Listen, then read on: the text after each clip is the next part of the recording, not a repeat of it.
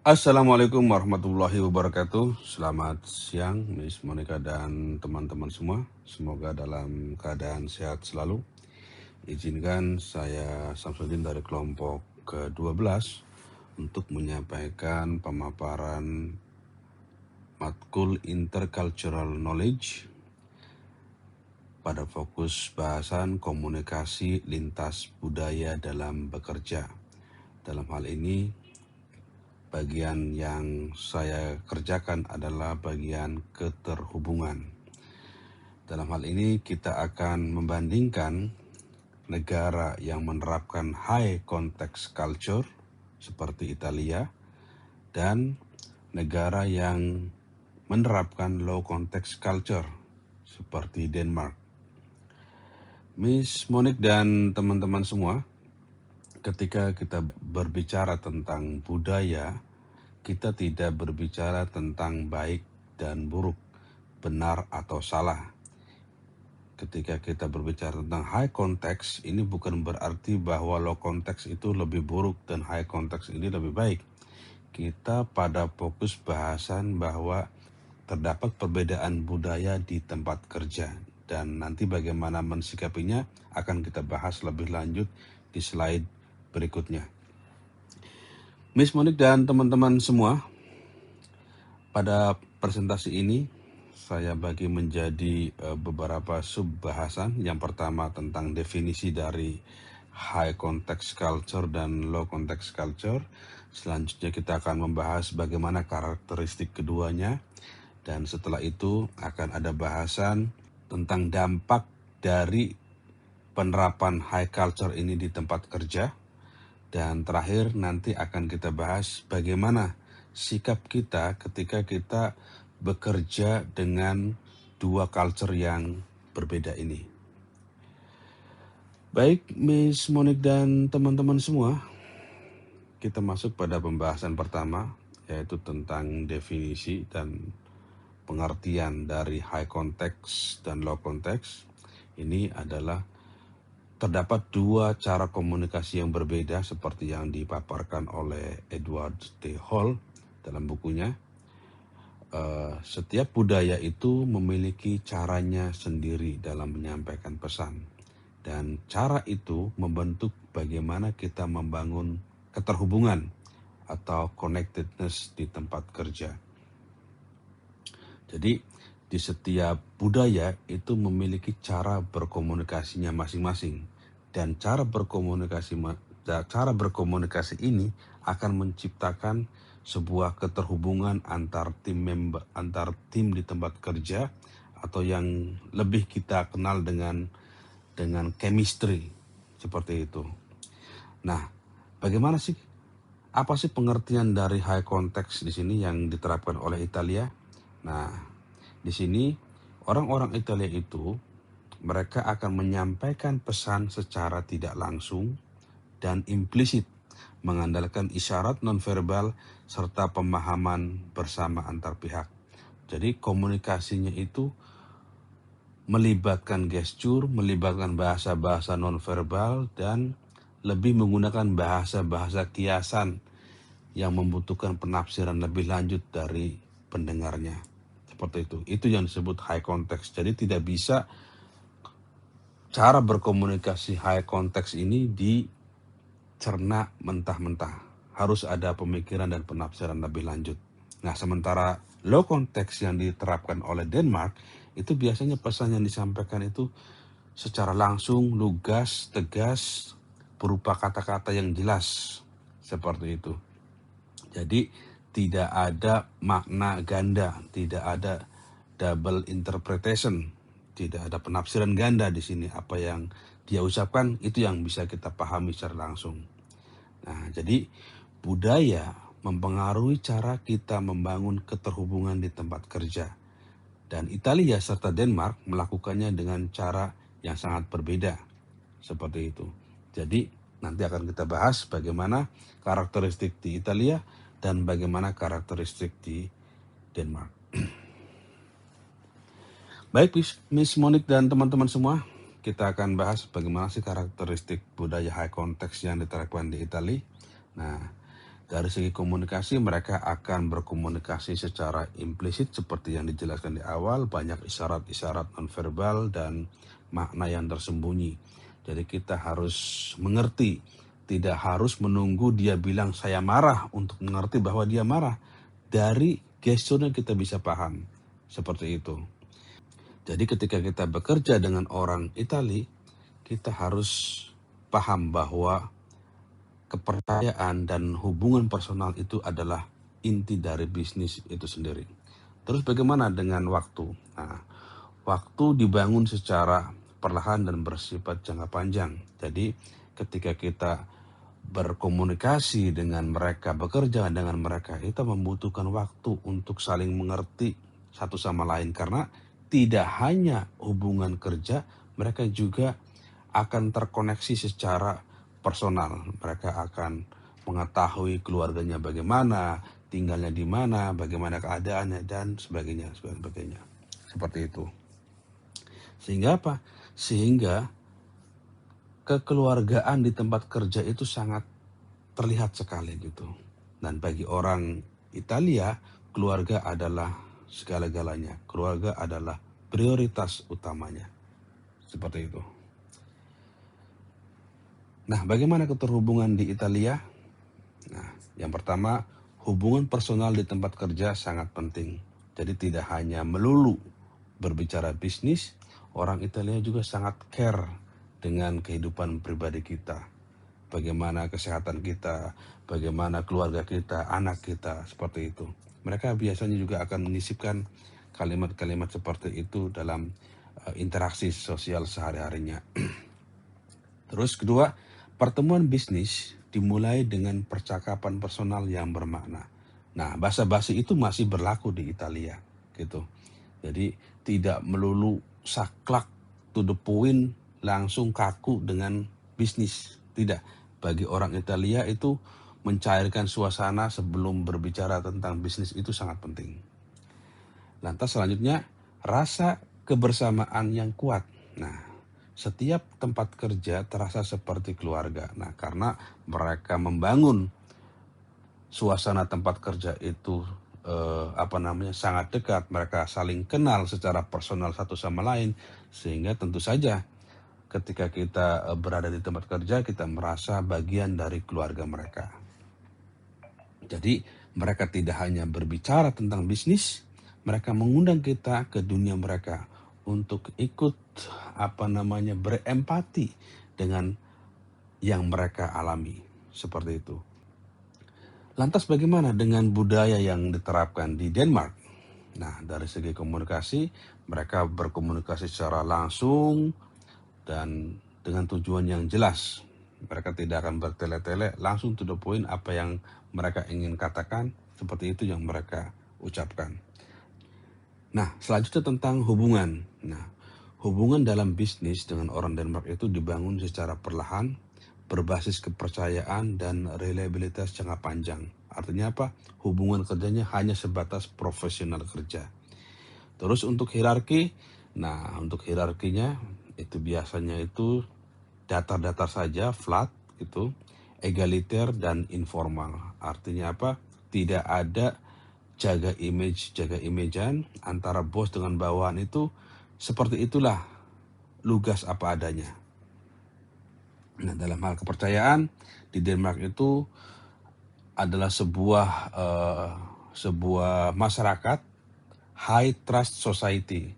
Jadi sebuah masyarakat yang mengedepankan kepercayaan. Jadi kepercayaan dalam budaya mereka itu adalah segalanya. Jadi jangan sekali-kali menyalahgunakan kepercayaan yang diberikan oleh mereka, karena kepercayaan itu adalah segala-galanya bagi budaya Denmark.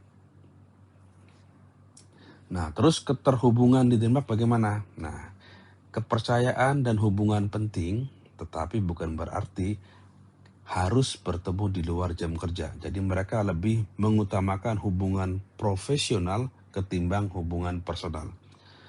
Jaringan sosial lebih kecil, lebih padat, berbasis reliabilitas jangka panjang.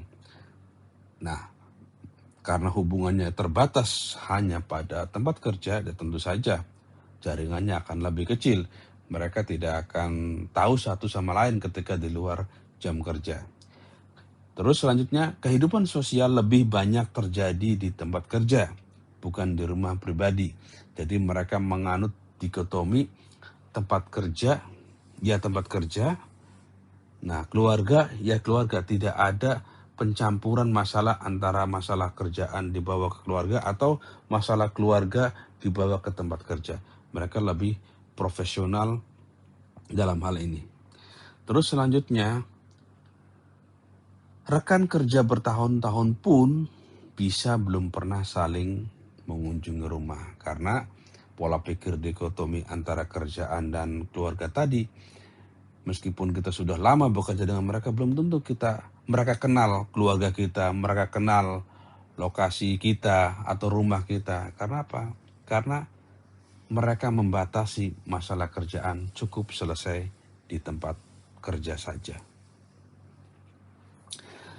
Nah, lantas dampaknya bagaimana bagi tempat kerja, dampak pada kolaborasi tim dan manajemen. Nah, ini ketika kita bekerja di tempat yang menerapkan high context dan low context, tentu akan berdampak pada tim dan manajemen yang kita tempat kerja bekerja di sana. Di Italia, tim bekerja seperti keluarga besar.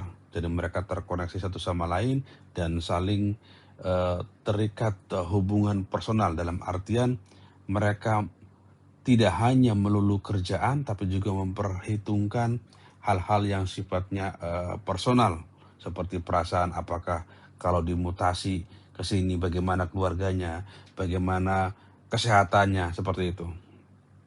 Manajer membangun hubungan personal dengan bawahan. Nah, dari awal manajer sudah membuka diri ini untuk saling mengenal satu sama lain dengan bawahannya. Keputusan bisnis dipengaruhi oleh ikatan personal. Nah, ini juga banyak aspek personal yang akan dipertimbangkan di sana ketika mengambil keputusan bisnis. Dan selanjutnya, konflik cenderung dihindari demi menjaga harmoni kelompok. Karena hubungan antar anggota, antar tim di tempat kerja ini sudah sangat dekat, tentu saja konflik sekecil apapun akan menimbulkan ketidaknyamanan.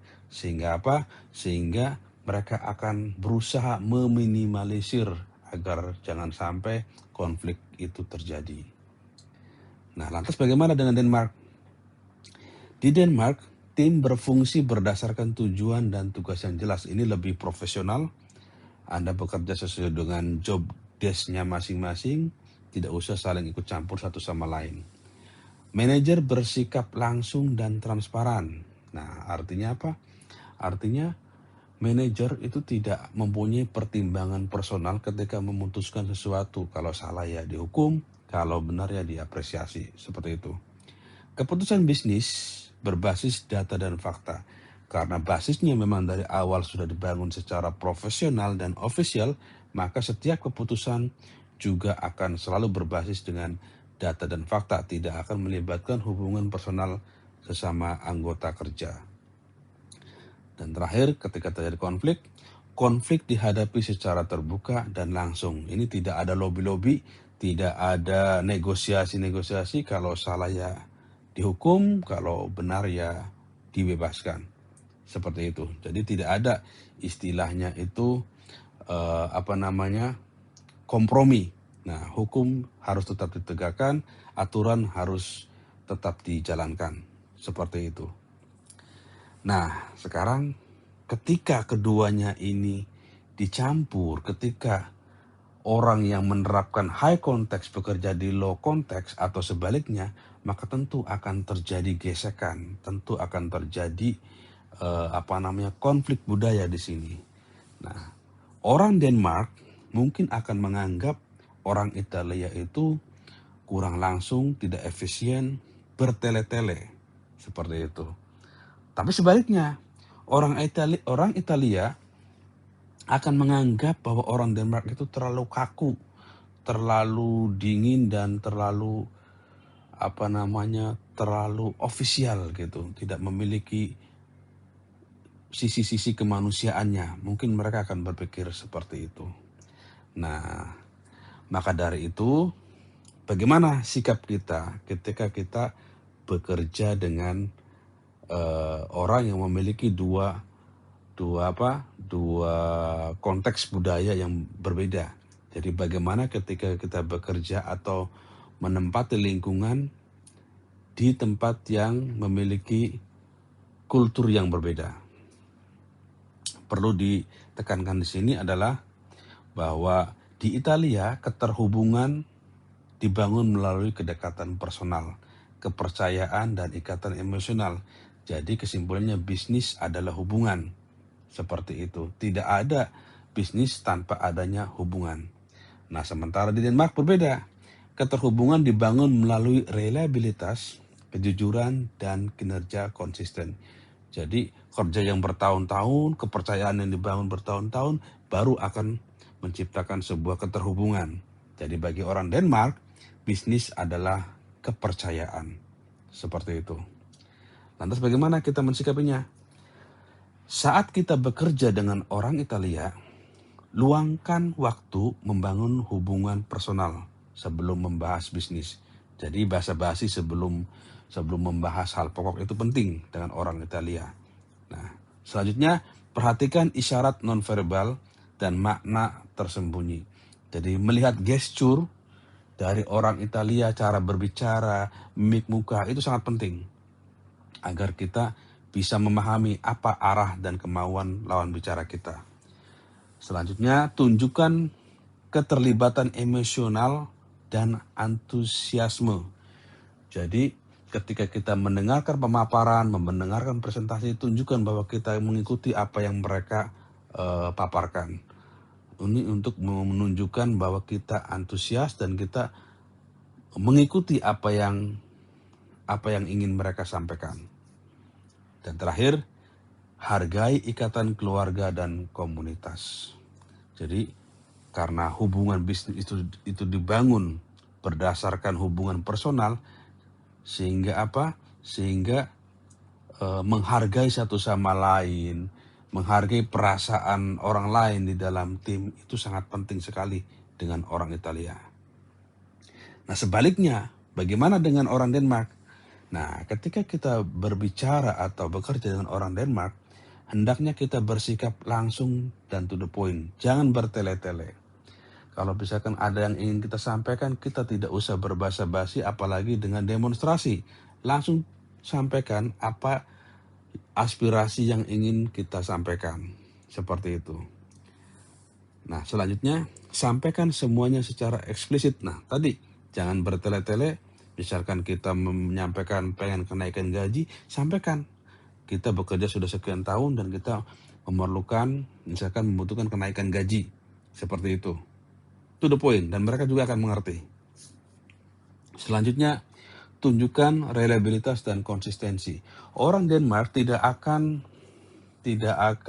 terlena dengan puja-pujian gitu. Yang mereka butuhkan itu dedikasi kita dalam bekerja. Jadi untuk mau menyenangkan hati bos yang dari orang Denmark, kita tidak perlu dengan cara menjilat-jilat, apalagi dengan hal-hal yang tidak penting, memuji-muji hal yang kecil, itu nggak akan berlaku bagi mereka. Yang penting tunjukkan profesionalitas kita, produktivitas kita, dan mereka akan tahu cara menghargainya. Dan terakhir, hargai work-life balance dan otonomi. Artinya apa? Artinya keseimbangan antara kerjaan dan keluarga itu harus dipisahkan. Kita harus menghargai waktu mereka bersama keluarga. Kita harus menghargai ketika mereka di luar pekerjaan kita.